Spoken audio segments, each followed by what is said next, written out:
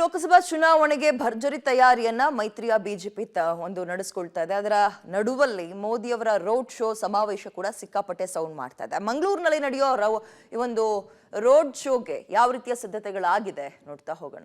April 14 ಕಡಲ ತೀರ ಮಂಗಳೂರಿಗೆ ಮೋದಿ ಭೇಟಿ. ರೋಡ್ ಶೋ ಮೂಲಕ ಧೂಳೆಬ್ಬಿಸಲಿರುವ ನಮೋ.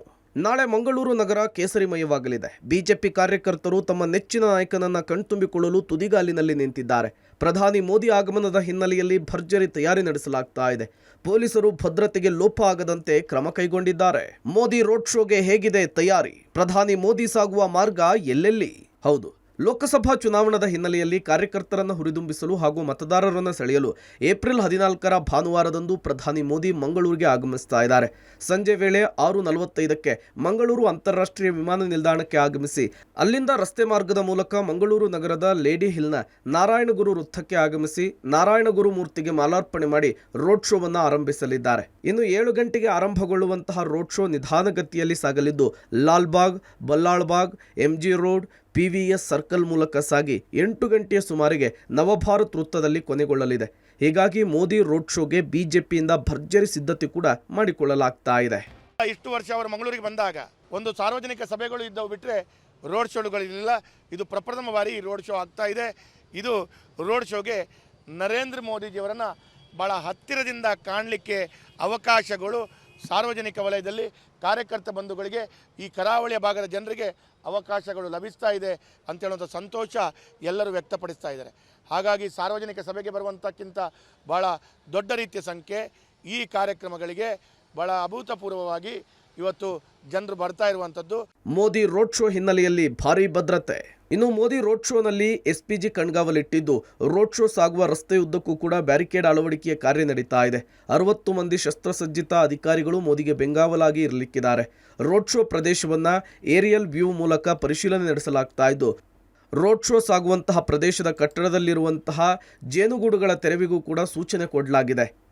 ಪ್ರಧಾನಿ ನರೇಂದ್ರ ಮೋದಿ ಅವರು ಭಾನುವಾರದಂದು ಬರ್ತಾರೆ. ಅದರ ಜೊತೆಗೆ ಅವರು ರೋಡ್ ಶೋ ಅನ್ನು ಮಾಡ್ತಾರೆ. ಮಂಗಳೂರಿನ ಲೇಡಿ ಹಿಲ್ನಲ್ಲಿರುವಂಥ ನಾರಾಯಣಗುರು ಸರ್ಕಲ್ನಿಂದ ಈ ಒಂದು ರೋಡ್ ಶೋ ಆರಂಭ ಆಗುತ್ತೆ. ನಾವೀಗ ಮಂಗಳೂರಿನ ಲೇಡಿ ಹಿಲ್ನಲ್ಲಿರುವಂಥ ಬ್ರಹ್ಮಶ್ರೀ ನಾರಾಯಣಗುರು ಸರ್ಕಲಲ್ಲಿರುವಂಥದ್ದು ಇಲ್ಲಿ ಗಮನಿಸ್ಬೋದು ನೀವು. ಇದೊಂದು ಭಾಳ ಪ್ರಸಿದ್ಧವಾದಂಥ ಸರ್ಕಲ್. ಈ ಒಂದು ಸರ್ಕಲ್ನಿಂದಲೇ ಈ ಬಾರಿ ಮೋದಿ ಅವರು ಆರಂಭ ಮಾಡುವಂಥದ್ದು ರೋಡ್ ಶೋವನ್ನು. ಮೊದಲಿಗೆ ಗುರು ಅವರ ಪ್ರತಿಮೆ ಏನಿದೆ ಆ ಪ್ರತಿಮೆಗೆ ಮೊದಲಿಗೆ ಮಾಲಾರ್ಪಣೆ ಮಾಡ್ತಾರೆ. ಮಾಲಾರ್ಪಣೆ ಮಾಡಿದ ಬಳಿಕ ಸುಮಾರು 2 ಕಿಲೋಮೀಟರ್ಗಳ ಉದ್ದಕ್ಕೆ ಒಂದು ರೋಡ್ ಶೋವನ್ನು ಮಾಡ್ತಾರೆ. ಹೀಗಾಗಿ ಇವತ್ತು ಈ ಒಂದು ಮೋದಿ ಅವರು ಬರುವಂಥ ಹಿನ್ನೆಲೆಯಲ್ಲಿ ನಾರಾಯಣಗುರು ಸರ್ಕಲ್ ಏನಿದೆ ಅದರ ಕಾಮಗಾರಿಗಳು ನಡೀತಾ ಇದೆ.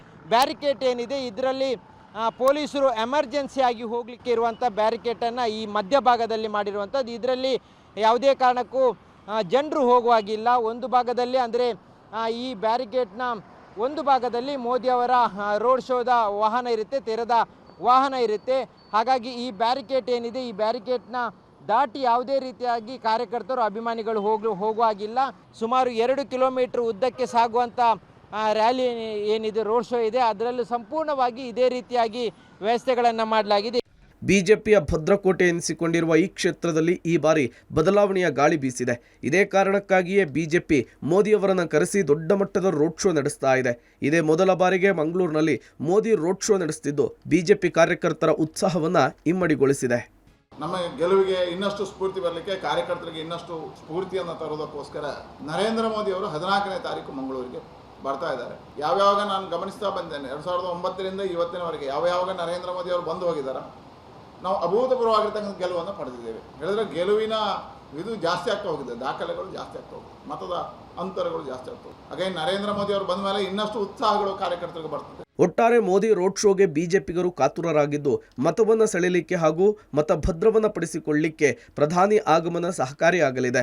ಇದು ಕರಾವಳಿ ಭಾಗದಲ್ಲಿ ಮೋದಿ ಮೇನಿಯಾ ಬಿಜೆಪಿ ಅಭ್ಯರ್ಥಿಗಳ ಗೆಲುವಿಗೆ ಮತ್ತಷ್ಟು ಪುಷ್ಟಿ ಕೊಡಲಿದೆ ಅಂತ ಹೇಳಲಾಗ್ತಾ ಇದೆ. Sukhpal Polali, public TV, Mangaluru.